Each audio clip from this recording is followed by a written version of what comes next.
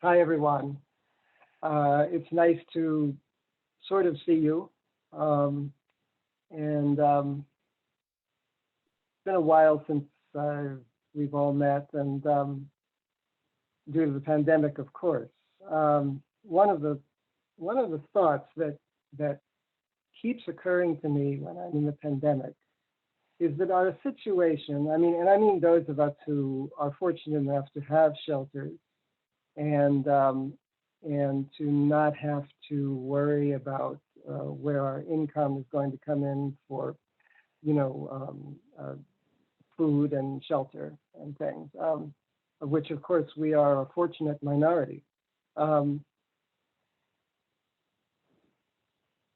But this very situation reminds me of a certain aspect of the Pure Land which is not talked about very much, which is the borderland.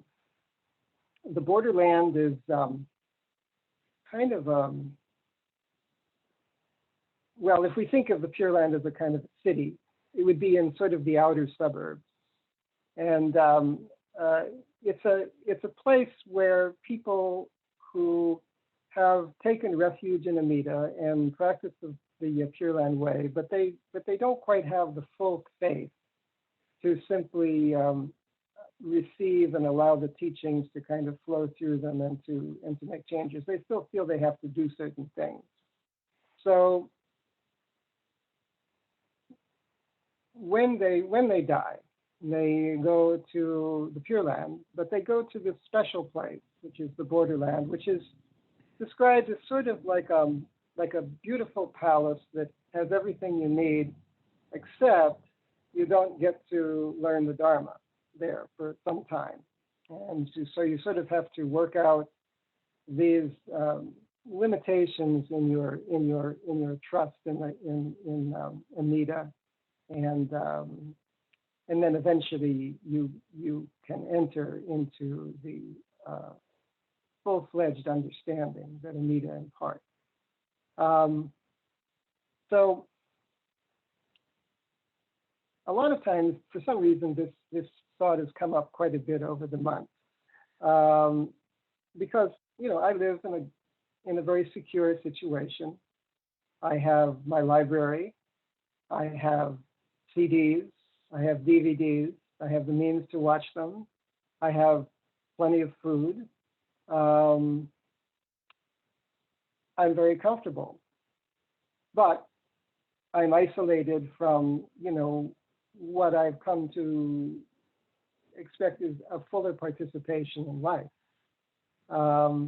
as all of us have been who are in this situation.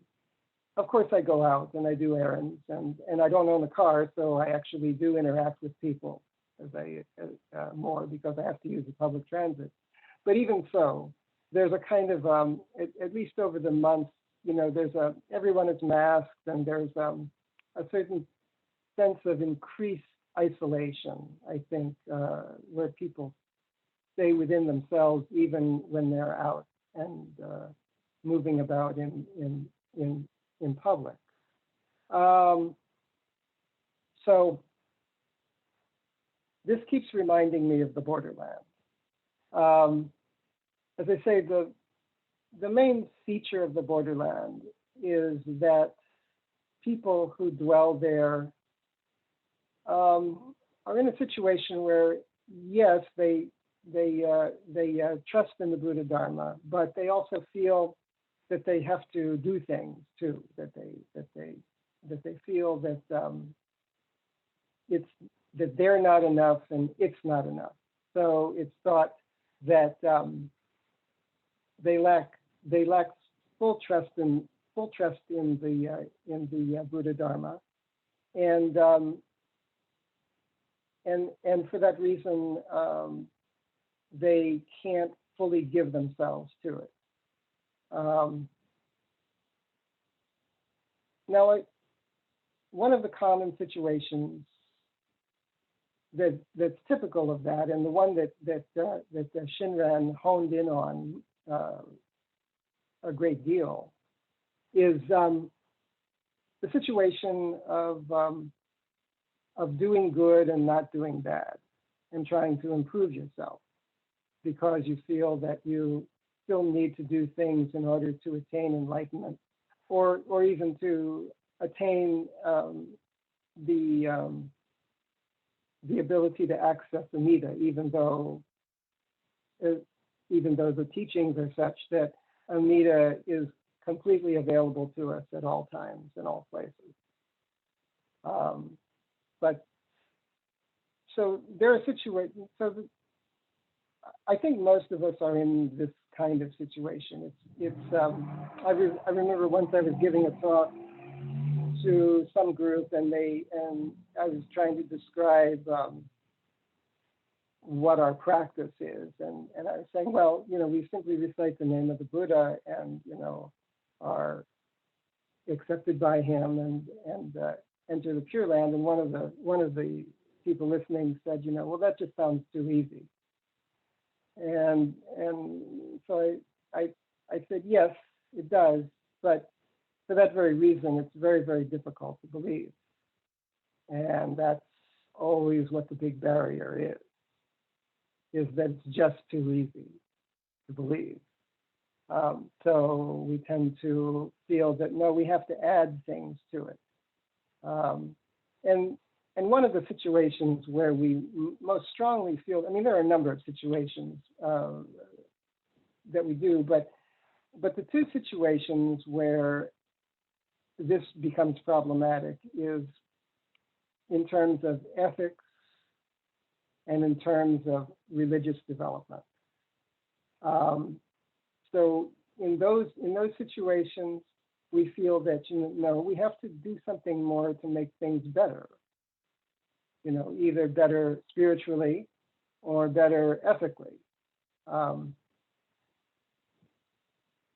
Oftentimes, this can arise in families where, parents feel that their children may not be all that they want them to be, or that they are not following a path that they would feel would be more desirable in terms of a better path for their children.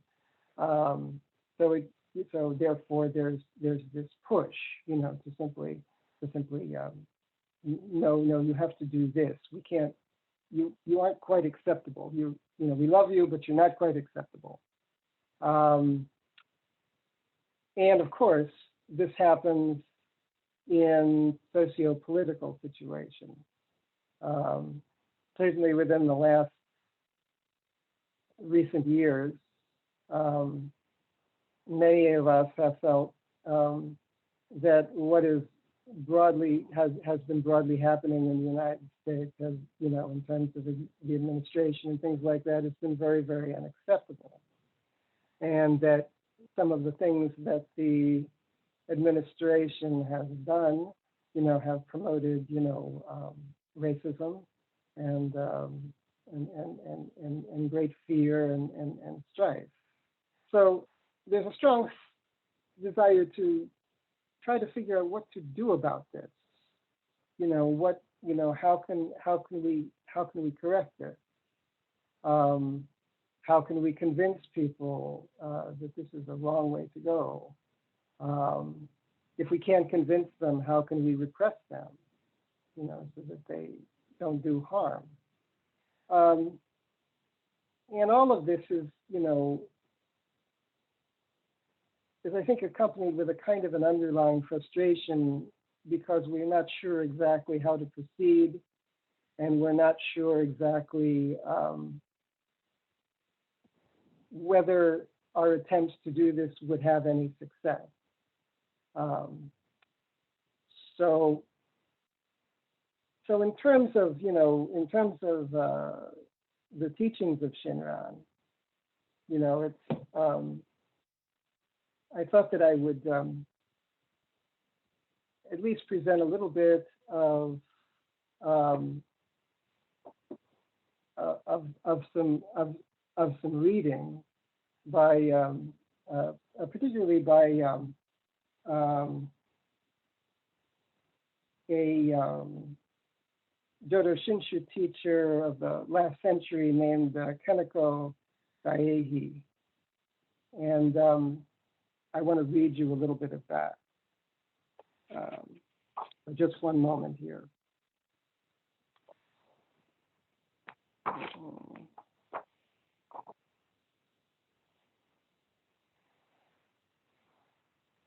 Somewhere here. Normally I write these things down, but since I'm at home and I have the books, I thought I would be lazy and not do that.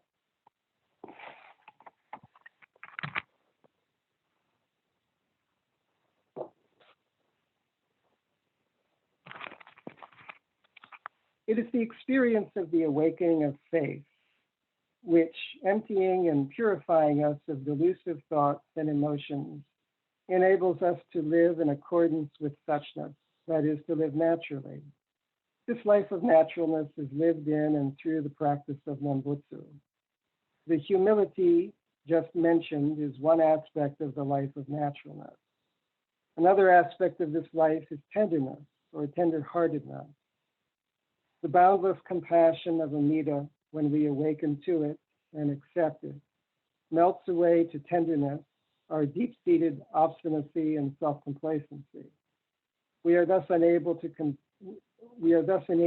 confront every problem open-mindedly, flexibly, and unprejudicedly.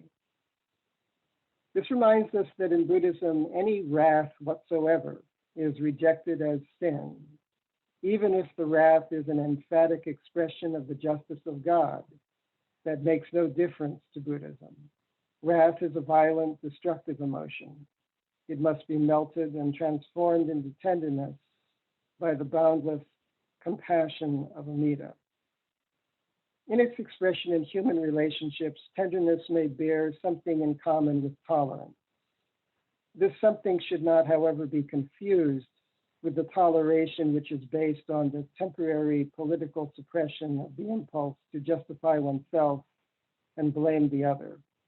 The tolerance on the part of the Nembutsu adherents is essentially rooted in repentance and humility for the fact that the same evil, which is tolerated, is finally characteristic of us all. Further, the selflessness of repentance and humility exerts an immense influence upon others. It naturally calms others and induces them to reflect upon themselves. It thus helps to purify others. The repentance and humility spring from faith in Amida's boundless sincerity and are renewed every moment through the Nembutsu. It is in this sense that the Nembutsu is called the purifying act. The Nembutsu purifies not only the Nembutsu adherents themselves, but also those who come into contact with them. World peace is our urgent and serious problem. It goes without saying that it can never be brought about by any temporizing measures. Political toleration or appeasement will not avail much. The foundation of peace must be firmly laid in the depths of human nature. Anyway, so I think in reference to that, you know, basically what he was referring to was a part of Shinran's teaching, which is very central, which is the transformation of evil into good without altering the nature of evil, which is a very unique aspect of Shin Buddhism. That it's something that I've never encountered quite like that anywhere else. So I read that passage because I think it was a very good explication of this very, very subtle idea. My understanding of it is not quite,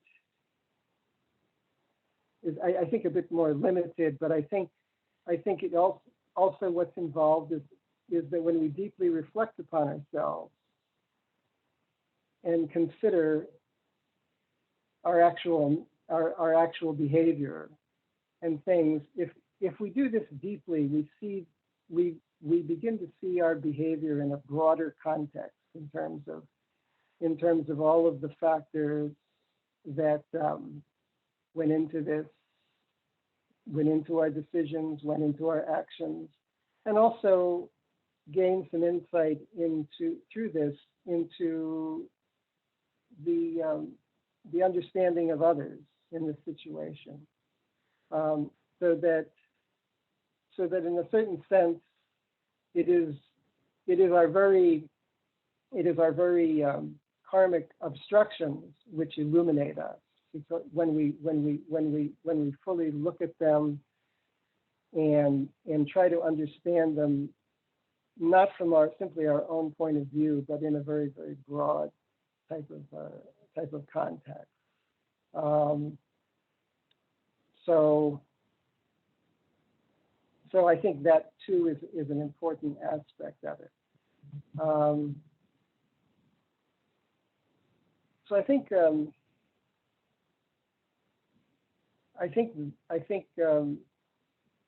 what the passage I just read emphasized was also that there was an emotional tone of a tenderness to that. So I think that's basically all I have to share today.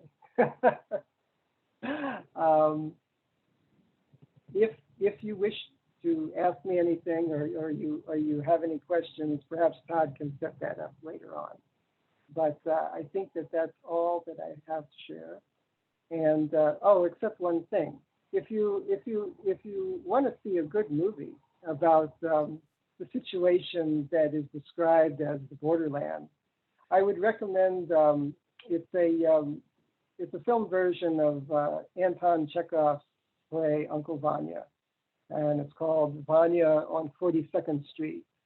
So called because it was performed in a dilapidated theater on 42nd Street in New York. Very, very well done movie. Highly recommend. So with that, I'm going to mute myself, and we can proceed with the rest of the service. So I thank you very much for your patience.